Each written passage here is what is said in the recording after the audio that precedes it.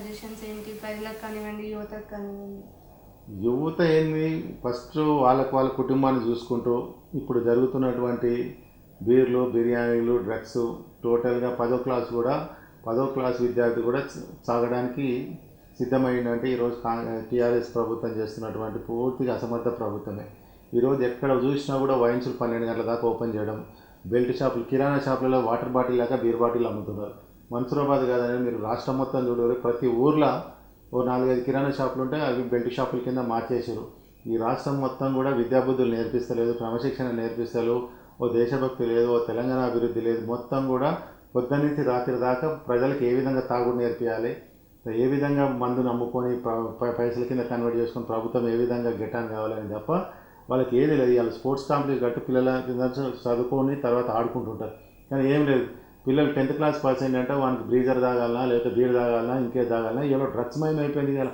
పంజాబ్ తర్వాత దేశంలో తెలంగాణలో ఉడతా తెలంగాణ అయిపోయింది, ఉడతా పంజాబ్ అనే అంతకుముందు అంతే. ఈరోజు ప్రతి దగ్గర చూడండి, మా దగ్గర చిన్న చెరువు, పెద్ద చెరువు అని ఉంది, డ్రగ్స్ అలవాటు అయిపోయారు. ఇప్పుడు రాత్రి 11 గంటలకు ఆ డ్రగ్స్ అలవాటు అయిన వాళ్ళు అంతా పొద్దున 10 గంటల వరకు కూడా ఓసి లేకుండా పడిపోతున్నారు. ఈరోజు పోలీసు వాళ్ళు పట్టించుకున్న పరిస్థితి లేదు. ఇవాళ బెల్ట్ షాపుల దగ్గర పోవద్దని చెప్పి సిఎస్ సోమేష్ కుమార్ స్వయంగా చెప్పిండు. ఇవాళ వైన్స్లు చూడండి, వైన్స్లలో సిట్టింగ్లు ఉండకూడదు, కానీ వైన్స్ బాటిల్ తీసుకొని ఇంటికాడ తాగాలి. కానీ ఇవాళ ఒక్కొక్క వైన్స్ ఒక బార్ లెక్క కంటే అధ్వానంగా నడుస్తుంది. ఈరోజు మొత్తం తాగుడు నేర్పించింది కూడా విద్యార్థులు మొత్తం కూడా, కానీ యువతను మొత్తం ఖరాబ్ చేస్తుంది కూడా కేసీఆరే చేస్తుంది స్వయంగా. ఈ వైన్స్ 9 గంటల దాకా పెడితే ఏమవుతుంది? 9 గంటలకు బంద్ చేసిన 12 దాకా పెట్టాల్సిన అవసరం ఏముంది? ఈరోజు మామూలు కిరాణా షాపులను కానీ, హార్డ్వేర్ షాపులు కానీ, ఇంకేమైనా షాపులు కానీ అదేమో 9 గంటలకు బంద్ చేయకపోతే పోలీసులు లాఠీ చార్జ్ చేస్తారు. ఇలా దగ్గరుండి 12 గంటల దాకా వైన్స్ షాపులు నడిపిస్తున్నది పోలీసు వాళ్ళే నడిపిస్తున్నారు.